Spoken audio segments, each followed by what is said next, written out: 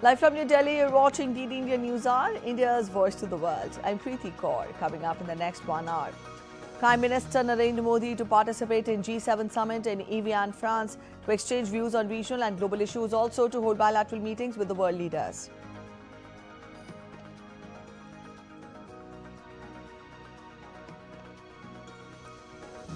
Prime Minister Modi gets Slovakia's highest honour, the Order of the White Double Cross First Class. This is his 33rd international award.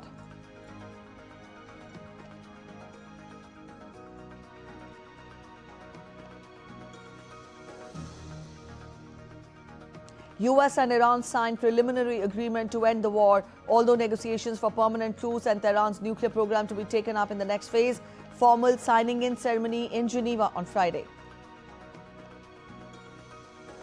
8 people dead after US Air Force B-52 bomber crashes in California during routine test mission. Investigation into the incident underway. FIFA World Cup debutants Cape Verde shocked Spain with a 0-each goalless stalemate in opening Group H match in Atlanta.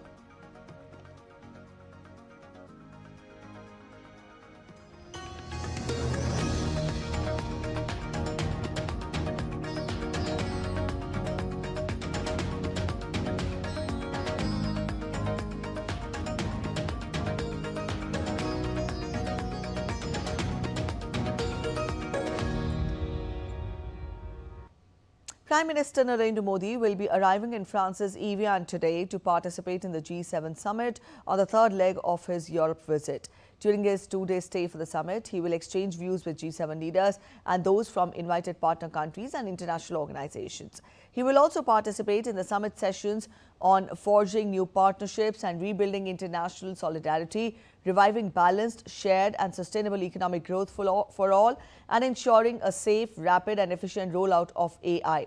On the sidelines of the summit, Prime Minister will also hold bilateral meetings with several world leaders, including his counterparts from Canada and the UK. Prime Minister's presence at the G7 reflects India's standing as a leading voice of the Global South and a key partner in addressing global challenges. He also stressed ahead of the visit that at the G7 summit, India will always focus on giving voice to the aspirations of the Global South. On the third leg of the Europe visit, Prime Minister Narendra Modi will participate in the G7 summit in Evian-les-Bains in France. During the summit, he will exchange views with G7 leaders and those from invited partner countries and international organizations. India's regular participation at the G7 summits reflects the increasing recognition of India's role and contributions in addressing global challenges relating to peace, security, development and environmental sustainability.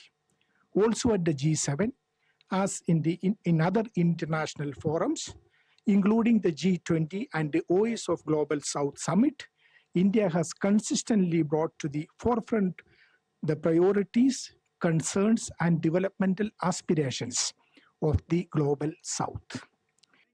The G7 is an informal grouping of leading industrialized nations, including the United States, France, Germany, Japan, United Kingdom, Italy, and Canada. The EU participates in all discussions as a guest. In addition to the members, France has invited India, Brazil, Egypt, Kenya, South Korea, Qatar, Saudi Arabia, Syria, Ukraine, and the UAE as outreach partner countries. Ahead of the summit, world leaders arrived at the French resort town. Announcement of a peace deal by the United States and Iran has raised the expectations from the gathering of leaders. On the sidelines of the summit, Prime Minister Narendra Modi will also hold bilateral meetings with several world leaders. As BRICS chair in 2026, participation of India in G7 assumes greater importance. The priorities of the G7 are diverse, from sustainable growth to critical mineral supply chain to issues of geopolitical conflicts. Prime Minister Narendra Modi's presence at the G7 summit means that the concerns of the Global South will find a credible, trusted voice on this influential platform. With camera person Aniket Dubey, Shubhendu Ghosh for DD India in Evian. All right, DD India's correspondent Shubhendu Ghosh joins us from Evian in France. Shubhendu, hi. Get us more on the agenda of G7 summit in France. Well, if you look at the G7 countries, they're primarily the richest economies, the most industrialized economies in the world. Their foremost concern is stability of global economy. Now, we know that the global economy has been under pressure in the recent years due to various reasons, one of them being geopolitical conflicts in different parts of the world. To find resolution to those issues is going to be a priority.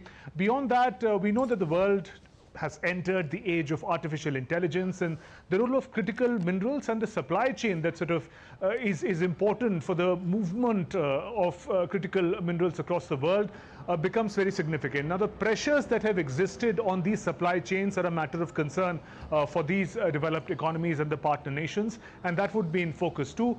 Beyond that, there are some health issues also which would be priority for the leaders, cancer in particular, to sort of put together the best brains, best research and cutting-edge research in the domain of cancer treatment is another priority.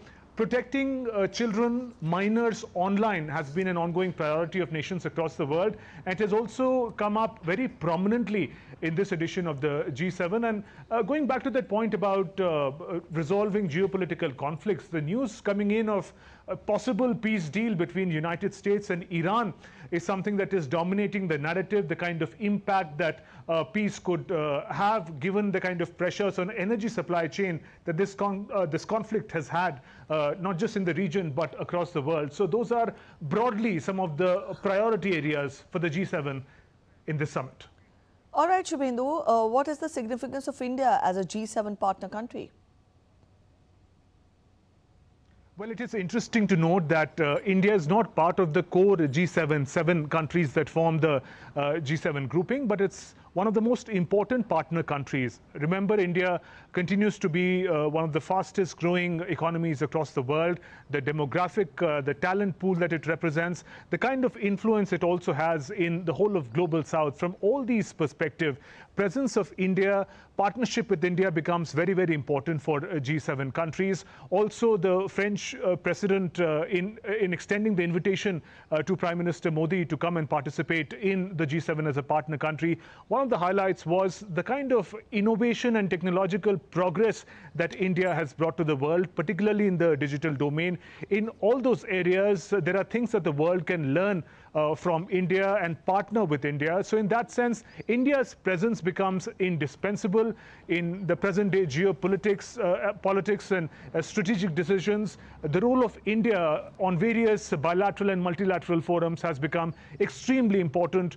India also has the presidency of BRICS this year, and therefore it is not just the voice of India, but the voice of the entire global south that Prime Minister Modi would seek to represent at the G7 summit. All right, Shubhendu, thank you for joining in with those inputs. And DD India spoke to Celine Kaufman, the Chief Program Officer at the Paris-based Policy Research Institute, IDDRI, and coordinator of the Think 7. This is the engagement group of think tanks in support of the G7. During the interview, she outlined the key priorities and policy focus areas being advanced during France's G7 presidency. Welcome to this special broadcast from Evian, France, where G7 summit is currently happening. We have with us Ms. Selena Kaufman, who is head of program at Institute of Sustainable Development and International Relations based in Paris, and she is also the coordinator for Think 7. Remember, Think 7 is the engagement group of all the think tanks under the French presidency. Thanks, Ms. Kaufman, for your time on DD Network. My first question to you would be, what are the key priorities that France have decided to actually ponder upon during the G7 summit for 2026? France has put forward two overarching priorities for the G7 presidency. First, addressing global imbalances, meaning the imbalances pertaining to trade surplus and deficits, investment imbalances across the world, consumption, domestic consumption imbalances as well. Those are creating big frictions across countries, including blocs. And the second priority is on development, the future of development partnerships, the future of development finance. Under these two big headings, countries of the G7, together with partner countries, have worked on different issues and themes over the course of the past month, as illustrated by the various communiques that have come out of the ministerial meetings that took place in April and May, the development ministerial, the trade ministerial, the finance ministerial, the labor ministerial, and the digital one. And in particular, you can see that they've worked on how to reform development finance, the resilience of critical minerals supply chains, managing digital innovation and artificial intelligence, addressing the gaps in insurance and the economic impacts of natural disasters. All through these topics, discussions have highlighted the importance of partnerships going beyond the G7 countries, and France has in particular invited Brazil, India, Kenya and South Korea in the Leaders' Summit of this week. Beyond these topics for discussion, geopolitics is always an important area for discussion and is never very far away from the G7 focuses. And this year it's been particularly important with the war in Iran and its energy consequences owing to the closing of the Hormuz Strait, as well as the war in Ukraine. And we expect brainstorming of the leaders and discussions around those two topics happening on Monday and Tuesday. Ms. Kaufman, as you are working with several other working groups under the G7 presidency of France and also engaging with the think tanks all over the world, what do you think the President Macron, along with the Prime Minister Narendra Modi, can bring some of the solutions to the pressing problem that the world is facing right now? There is already an important cooperation on digital issues with India that fit directly into the G7. This was the case of the AI summit that took place in February in Delhi. AI is obviously an important area where collective action beyond the G7 is needed. It's an area where tremendous potential is at play to develop the various economies, but there's also important risks, in particular security risks and sovereignty risks that must be addressed collectively. And there's a particular topic related to the impact on children that is very important to President Macron and will be on the table at the G7. Beyond the digital and the AI discussion, with the green and digital transitions, there is important reconfiguration of technology supply chains and a race to critical minerals that is at stake, and how to manage joint supply chains and ensure that producers in the global south also enjoy the benefits of their production will be key to the G7, and it's an area where India is a key interlocutor. There's also an important discussion around circular economy, including how to reuse primary material that will be important to limit the use of raw material in the first place, and will also have consequences for trade in scraps. That is key for the discussion with India, and that was key to India's G20 presidency.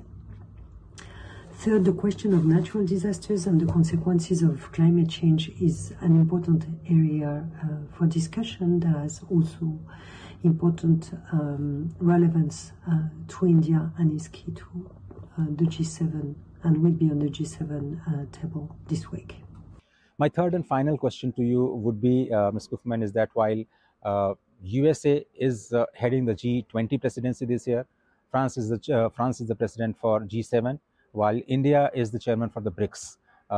what according to you can be the coordinated way of all these three very important groups where India is engaging very, very actively?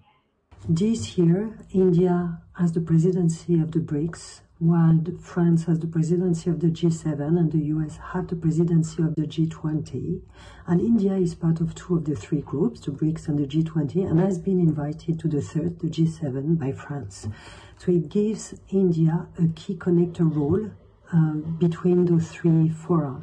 And this is a very important role in an era of deep tensions across countries, because keeping the dialogue going across those three political fora is quite important. There is no economic security that is the key, topic for discussion across all countries, but there is no economic security without cooperation, and such cooperation needs to go beyond the G7 and needs to go beyond any single country. Even major powers are dependent on production chains, on disruptions in commodity markets, on financial crisis, on environmental pollution, and breaking free from these independencies would be costly, both costly and illusory. So dialogue needs to continue, and India has a key role to play this year.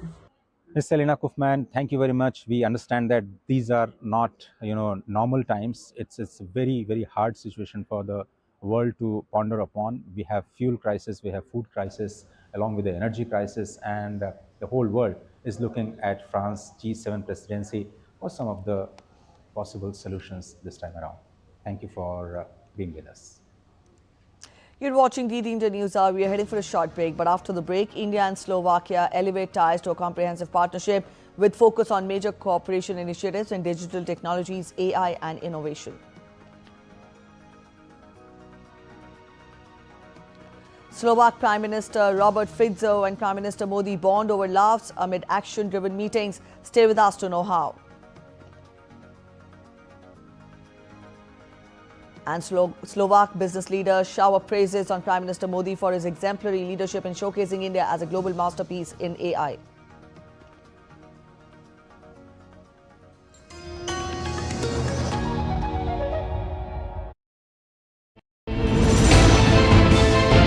Geopolitics and trade deals.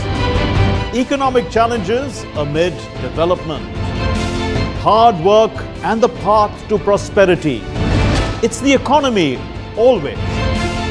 Between walkers, money is what money does and says. Supply creates its own demand. Between the bulls pulls and bears tears. When supply chains globalization and India rises to the podium. We'll get you centered with the economic brief at 8 p.m. every Thursday on DD India.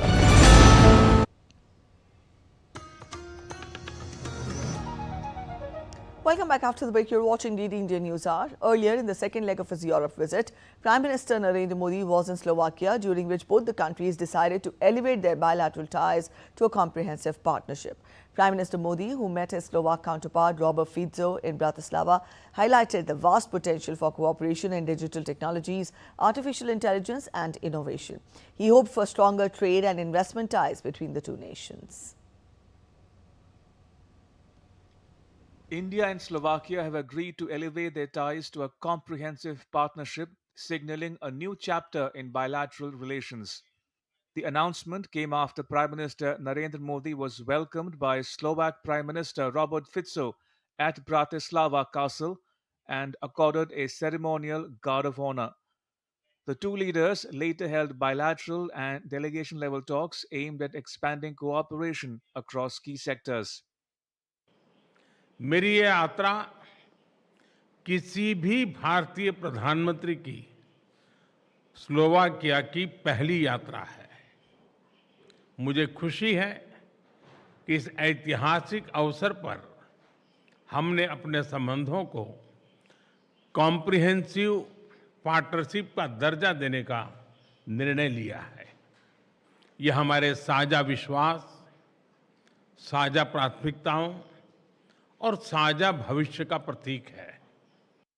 Today, we agreed with the Prime Minister on elevating the cooperation between Slovakia and India to a cooperation which we can call comprehensive or strategic collaboration, the area of exchange of experience when it comes to digitalization and use of AI. You are becoming the world leader, and Slovakia is interested, and therefore I will ask the respective ministry to be active and to use this possibility. Prime Minister Narendra Modi said stronger bilateral engagement would create new opportunities for growth and prosperity in both countries. Discussions focused on expanding cooperation in trade and investment, defense and security, technology and innovation. The two sides also exchanged a series of agreements and MOUs aimed at deepening collaboration across diverse sectors. The list of outcomes include an MOU on cooperation in the field of labor migration, a letter of intent promoting cooperation in the defense field, an MOU on digital technologies, MOU on cooperation in the field of higher education and research, MOU on audiovisual creation, establishment of ICCR chair in AI at Technical University of Košice, an MOU in the field of quantum communication and critical infrastructure protection, an MOU between National Institute of Naturopathy, Ministry of Ayush, and the Slovak Health Spa Piestiani. Cooperation in student exchange programs, scholarships, and research collaboration. Tourism cooperation between Association of Tour Operators and an agreement on scientific cooperation. Technology हमारी भावी साझेदारी का महत्वपूर्ण स्तंभ है। Digital technology पर आज किए गए एमओयू इसे डिजिटल पब्लिक इंफ्रास्ट्रक्चर में सहयोग की नई संभावनाएं बनेगी। मुझे खुशी है कि स्लोवाकिया की एक यूनिवर्सिटी में एआई के विषय पर इंडिया चेयर स्थापित की जा रही है। एआई मानवता की सेवा और प्रगति का सशक्त माध्यम बने, यही हमारी साचा सोच है। हमारा मानना है कि एआई का भविष्य केवल इनोवेशन से नहीं, बल्कि ट्रस्ट, रिस्पॉन्सिबिलिटी और ह्यूमन डिग्निटी पर आधारित होना चाहिए। Prime Minister Narendra Modi expressed confidence that the early conclusion of the India-European Union Free Trade Agreement would create new opportunities for businesses, startups, and investors in both India and Slovakia. The two leaders also exchanged views on key regional and global developments, including the need for reforms in the United Nations, where Slovak PM backed India's bid for a permanent membership of the UN Security Council. Both leaders reaffirmed their commitment to multilateral cooperation and underscored the need for a more representative and effective global governance framework. With Vishal Baristo in Bratislava, Bureau Report, DD India. Prime Minister Narendra Modi has received 33 highest global honors so far, with the recent being conferred upon him by Slovakia, called the Order of the White Double Cross. The award, bestowed by President of Slovakia, is the country's highest state distinction for foreign dignitaries and also acknowledges outstanding support for Slovakia's foreign policy interests and international standing. India and the Slovak Republic. I hereby request Prime Minister Mr. Modi to accept the declaration from the hands of the President of the Slovak Republic.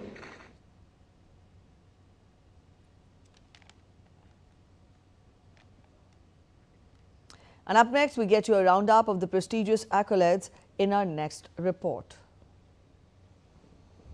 Prime Minister Narendra Modi is widely recognized as one of the most internationally decorated world leaders.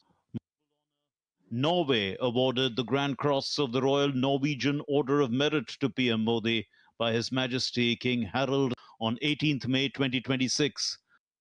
Norway's highest honor recognizes PM's outstanding contribution to strengthening bilateral ties between India and Norway. On May 17, 2026, Prime Minister Narendra Modi was conferred with the Royal Order of the Polar Star of Sweden in Gothenburg. The Royal Order of the Polar Star, Commander Grand Cross, is the utmost recognition and honor that can be conferred upon a head of government. This is the 31st global honor for Prime Minister Modi. In February, Prime Minister Modi was conferred with the Speaker of the Knesset Medal, one of Israel's highest parliamentary honors, after his address in the Israeli parliament, becoming the first Indian PM to ever address the Knesset. On his three-nation visit to Jordan, Ethiopia, and Oman in December last year, Prime Minister Narendra Modi was bestowed with Ethiopia's highest honor, the Great Honor Nishan of Ethiopia, marking PM Modi's 28th foreign state honor. Also, Sultan of Oman, Haitham bin Tariq, conferred upon Prime Minister Narendra Modi the Order of Oman award for his exceptional contribution to India-Oman ties and his visionary leadership. Prime Minister Modi was also conferred with Namibia's highest civilian award, the Order of the Most Ancient Welwitschia Mirabilis. The award was presented by Namibian President Netumbo Nandi Ndaitwah. Earlier, on July 9th, PM Modi was awarded with Brazil's highest civilian award, the Grand Collar of the National Order of the Southern Cross. Brazilian President Lula da Silva presented the award in recognition of PM Modi's notable contributions to strengthening bilateral relations and enhancing India-Brazil cooperation across key global platforms. On July 4th, PM Modi was awarded with the Order of the Republic of Trinidad and Tobago, the highest honor of the Caribbean nation, in a special ceremony at the President's House in Port of Spain. PM Modi is the first foreign leader to be conferred the award.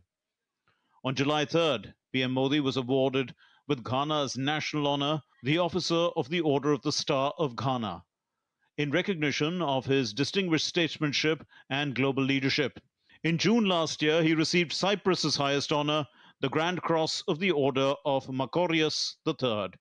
In March 2025, Barbados conferred on him the honorary honor of the Freedom of Barbados. The award was presented by the President of Barbados and accepted on the Prime Minister's behalf by Minister of State for External Affairs, Pabitra Margarita. In the same month, during Mauritius's National Day celebrations, PM Modi was awarded the Grand Commander of the Order of the Star and the Key of the Indian Ocean, the highest civilian award of Mauritius. He's the first Indian leader to receive this recognition. In April, Sri Lanka honored him with the Sri Lanka Mitra Vibhushana Award, the country's highest honor for foreign leaders. It was also the first time this award was presented to an Indian leader. In July 2024, he was officially presented with Russia's highest civilian honor, the Order of St. Andrew the Apostle.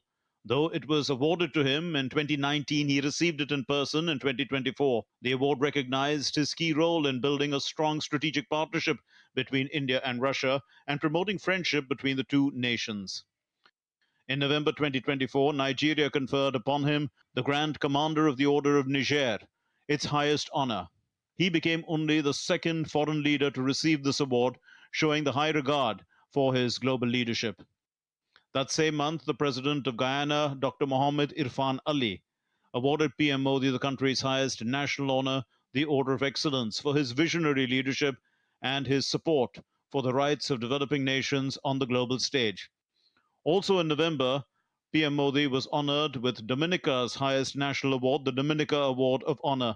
The award recognized his leadership, support to Dominica during the COVID-19 pandemic, and efforts to strengthen ties between India and Dominica. In December 2024, the Amir of Kuwait awarded PM Modi with the Order of Mubarak al-Kabir, Kuwait's highest national honor. At the heart of these global recognitions lies Prime Minister Modi's vision, one that focuses on the well-being of all humanity and on peace and dialogue. Bureau Report, DD India. In a light-hearted moment during a meeting in Bratislava, Slovak Prime Minister Robert Fico sported a grey jacket gifted by Prime Minister Narendra Modi. Prime Minister Modi joked that the two leaders seemed to have unintentionally arrived in a matching color theme. Take a look. From you. Perfect Modi jacket. And what a point, the color combination. Yeah, it's the same.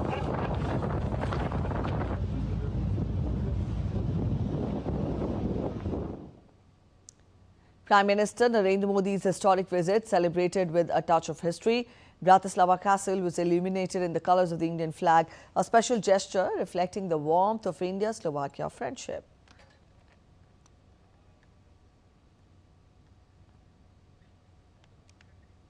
Meanwhile, prominent Slovak business leaders have lauded Prime Minister Modi's vision of positioning India as a global leader in artificial intelligence after they met him at an interaction hosted by Slovak Prime Minister in Bratislava. Edward Christie of VRM.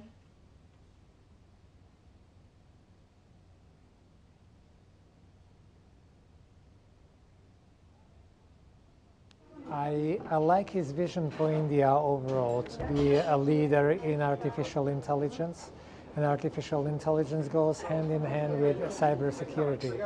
So you can't really have a country fully developed in the field of artificial intelligence without having cybersecurity measures in place. So I think these two things align perfectly, and I believe Mr. Modi understands that very well. It was excellent. Our company is manufacturing simulators and training systems, and we have been currently working with Indian partners, so we are fulfilling their requirements to make in India. We delivered the simulator Dornier 228 to the Indian Air Force, which is now passing the third year of in usage. So we are very much happy to work with Indian companies and increase the cooperation between two countries. I was very positive. I was surprised. It was very, very kind, very polite. And I appreciate his interesting regarding opportunity of mutual collaboration. We produce a very wide scale of handguns, submachine guns, assault rifles, sniping rifles. Meeting with your Prime Minister was very perfect, and he expressed his support for this initiative to support small and medium enterprises, and also to improve smart tire manufacturing, especially from the point of efficiency and sustainability. What we of course do. Last year we established a subsidiary in New Delhi with the main primary focus on technical support and delivering spare parts to tire manufacturers across India. And back home, over the past 12 years, the Narendra Modi government has placed a strong emphasis on cultural heritage, spiritual centers and civilizational identity.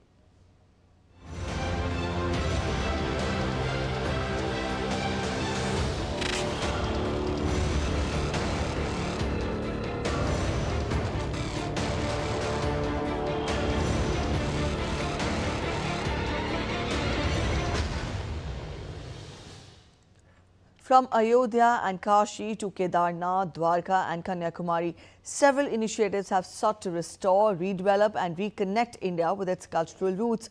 Our next report looks at the key highlights of India's 12-year journey in the realm of culture. Take a look.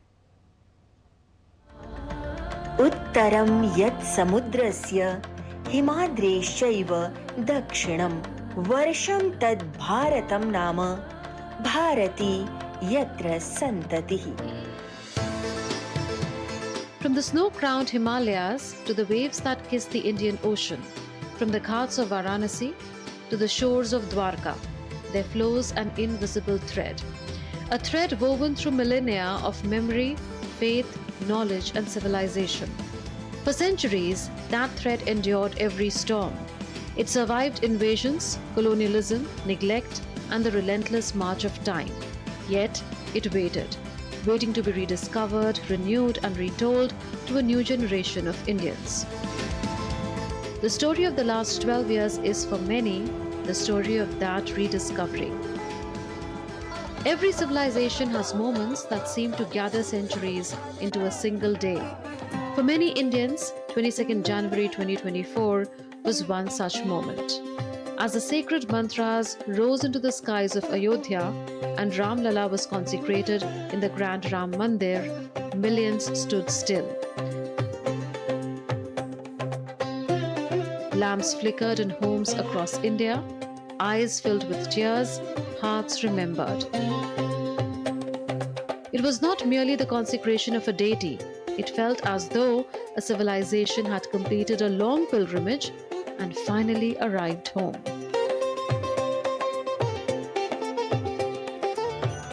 Ram Bharat की आस्था है, राम भारत का आधार है, राम भारत का विचार है, राम भारत का विधान है, राम भारत की चेतना है, राम भारत का चिंतन है, राम भारत की प्रतिष्ठा है, राम भारत का प्रताप है, राम प्रवाह है, राम प्रभाव है, राम नेति भी है, राम नीति भी है।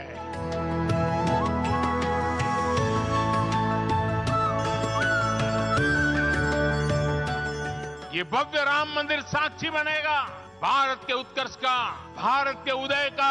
ये भव्य राम मंदिर साक्षी बनेगा भव्य भारत के अभ्युदय का, विकसित भारत का। The lamps of Ayodhya illuminate the path to Kashi, the eternal city, where time itself seems to pause before the sacred waters of Ma Ganga. When Narendra Modi arrived in Varanasi in 2014 as a parliamentary candidate, he spoke words that resonated deeply across the nation. संकट मोचन की सारी शक्तियां जहां अपरंपार है, वो भूमि, उस भूमि की सेवा करने का मुझे सौभाग्य मिला है और मेरा मन कहता है मैं आया नहीं हूं, मुझे भेजा भी नहीं है, मां गंगा ने बुलाया है। Those words were not political, they were civilizational. Along the ghats where saints, scholars, poets and seekers had walked for thousands of years, the Kashi Vishwanath corridor emerged as a bridge between heritage and modernity. Today, devotees can walk from the sacred Ganga directly to the abode of Vishwanath, experiencing not merely a temple visit, but the living continuity of a civilization that has endured for thousands of years. Beyond the banks of the Ganga lies another sacred center of India's spiritual legacy, Ujjain, the city of Mahakal, where time itself bows before the divine. The Mahakal Lok Corridor transforms the ancient precincts of Mahakaleshwar into a magnificent cultural landscape.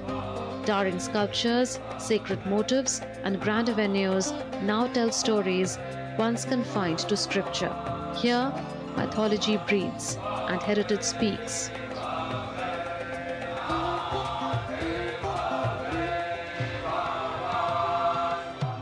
From the city of Mahakal, the journey rises to the Himalayas, where India's spiritual traditions have long found their highest expression. High above the clouds, amid silence broken only by mountain winds, emerged an unforgettable image. Prime Minister Modi seated in meditation inside a cave near Kedarnath. It was more than a photograph. It was a reminder of an ancient India whose sages sought truth not in palaces but in solitude. Nearby stood Kedarnath itself. While the temple stood firm, the Kedar Dham was scarred by the devastating floods of 2013. Through extensive redevelopment and restoration, the sacred Dham rose again, embodying the resilience that has defined Indian civilization for thousands of years. From the Himalayas, the journey turns westward to the sacred shores of Dwarka, where the memory of Krishna still lingers in the sea breeze. Through renewed national attention to its spiritual and historical significance, Dwarka once again entered the popular imagination as a symbol of India's ancient, maritime, and civilizational glory. And then, at the southernmost edge of Bharat, where three seas embrace, another powerful image entered history.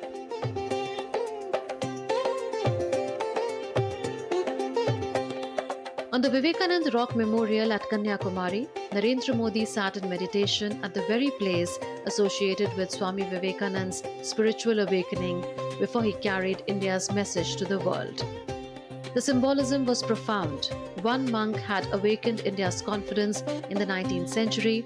Another generation was now seeking to rekindle that confidence in the 21st. That confidence traveled across oceans through yoga. When India successfully secured United Nations recognition for the International Day of Yoga, an ancient practice once confined largely to ashrams and seekers became a global celebration.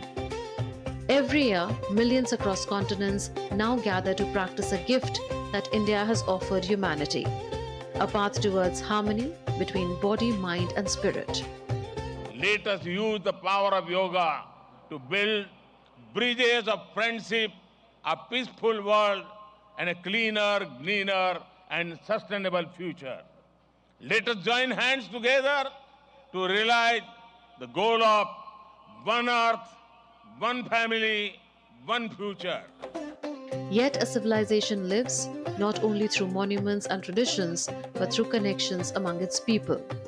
Through initiatives such as Ek Bharat Shresth Bharat, which encourages cultural exchange between states, and the Kashi Tamil Sangamam, which celebrates the ancient bonds between Kashi and Tamil Nadu, long-standing cultural connections were rediscovered and celebrated. The message was simple yet profound. India has always been diverse, but beneath that diversity beats a single civilizational heart. The same spirit guided efforts to preserve manuscripts, safeguard traditional knowledge, share sacred Buddha relics with the world, and bring home hundreds of stolen idols and antiquities. Every returning artifact was more than stone or metal. It was a fragment of India's memory finding its way back home. And so after 12 years, what emerges is not merely a catalogue of projects. It is the story of a civilization remembering itself. A story written in the lamps of Ayodhya, reflected in the waters of Ma Ganga, echoed in the chants of Mahakal, whispered by the winds of Kedarnath, carried by the waves of Dwarka, and illuminated by the spirit of Vivekanand at Kanyakumari. For many, this has been more than governance. It has been a cultural renaissance, a renewed effort to reconnect modern India with the wisdom, faith, confidence, and continuity of an ancient civilization. A civilization that was never lost, only waiting to awaken once more. Bureau Report, DD India. From Harappan meditating figures and Upanishadic roots to Patanjali's Yoga Sutras, Buddha's early training and modern gurus who globalized the practice, our next report by Sujata Lochar traces yoga's aims, that is health, longevity and happiness, and shows how contemporary leaders helped make International Yoga Day a worldwide celebration. Let's take a look.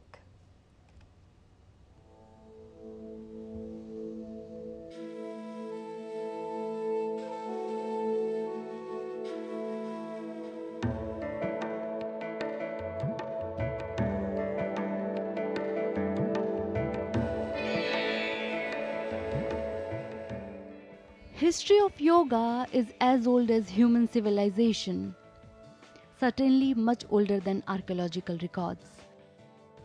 In Harappa, the sculpture of meditating yogi and seal of yogi found in Mohenjo-daro is probably the most ancient record, which dates back to 3000 BC. The root of yoga is in Upanishads, where we find detailed descriptions of Ashtanga Yoga, also known as the 8 limbs of yoga, describing 72,000 human nerves and yoga feet.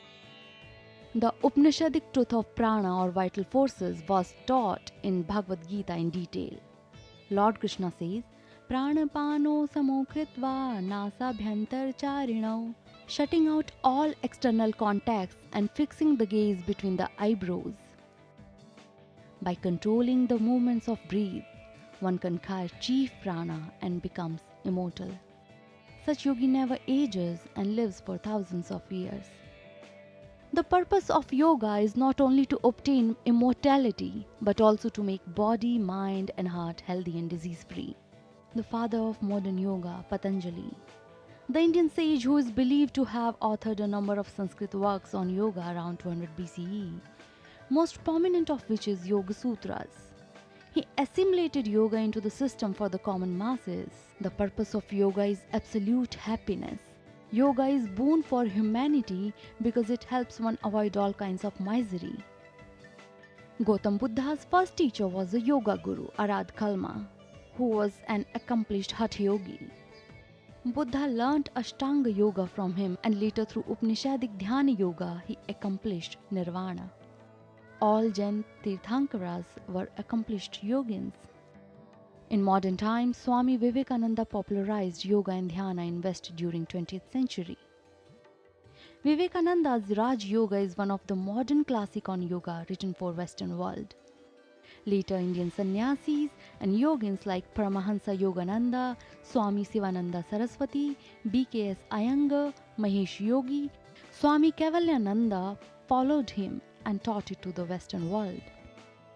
Yoga Guru B.K.S. Iyengar was the first who achieved fame as Yoga Guru in West and taught yoga to several celebrities, politicians, famous philosophers like Aldous Huxley, violinist Yehudi Menuhin, and even Queen Elizabeth of Belgium.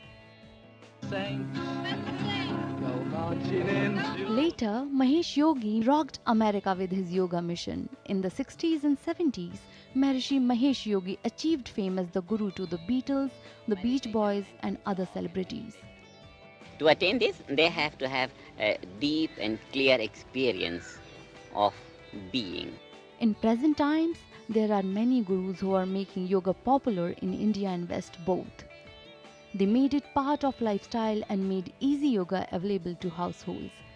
But yoga became world famous and reached every corner of the world because of the efforts of India's Prime Minister, Shri Narendra Modi. It is his effort that United Nations General Assembly unanimously passed and adopted International Yoga Day in 2014. The first International Yoga Day was celebrated successfully on June 21, 2015 across the world, including New York, Paris, Beijing, Bangkok, Kuala Lumpur, Seoul, and New Delhi. Sujata Lochab, Foodie India.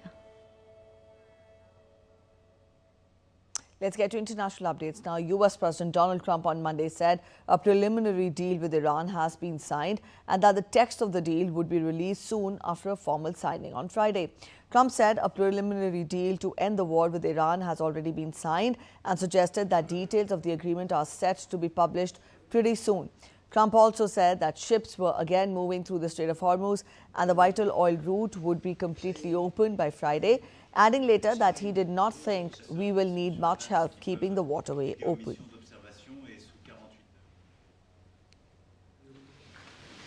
Say it's signed, the deal's all signed, and the strait is already partially opened. As you know, they're doing a little hunting for a couple of mines that they've already found, but it's essentially ships are starting to go out now. On Friday, it'll be completely opened.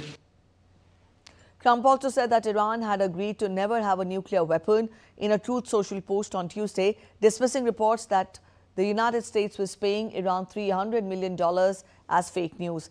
The agreement under discussion involves a $300 billion reconstruction fund, not $300 million to be paid for by the neighboring Gulf states.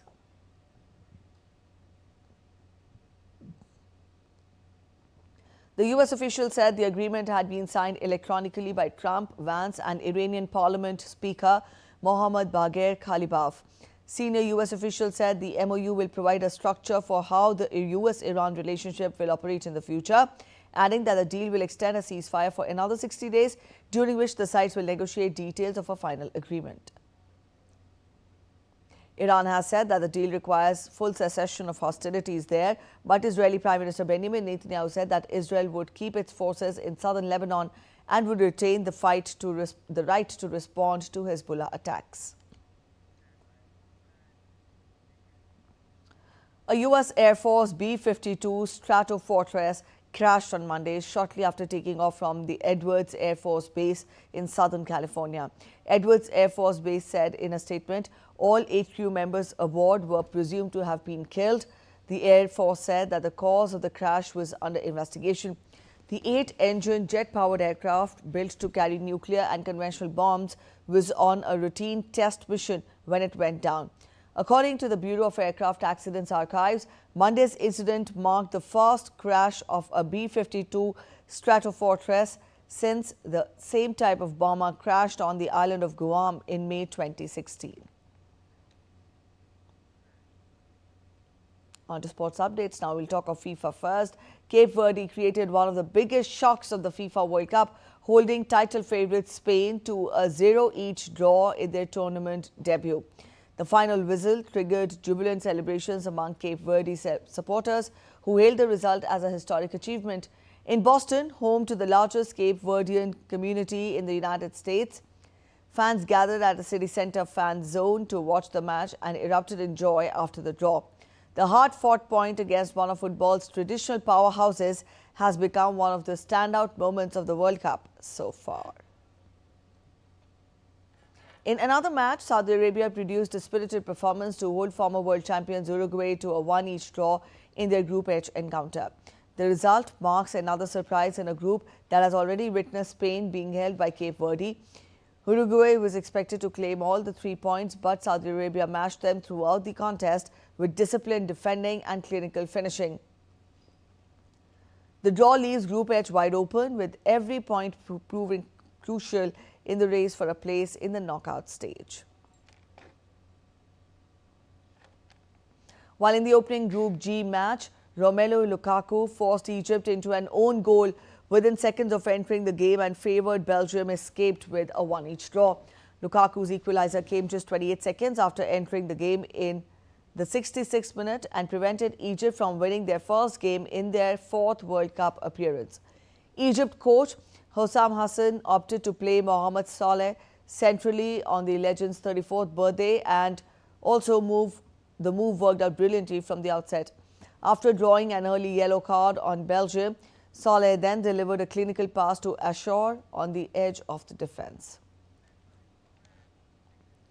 Olympic champion Neeraj Chopra is set to make his highly anticipated return to competitive athletics at the Doha Diamond League on June 19th.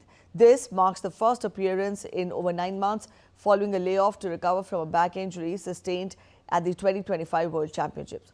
Neeraj last competed at the World Championships in 2025 in Japan, where he failed to finish on the podium. He was knocked out early in the finals after finishing with a throw of 84.93 meters, which was the 8th best effort in the 12-man field. Neeraj later revealed that he was dealing with a back injury sustained just before the day of the final.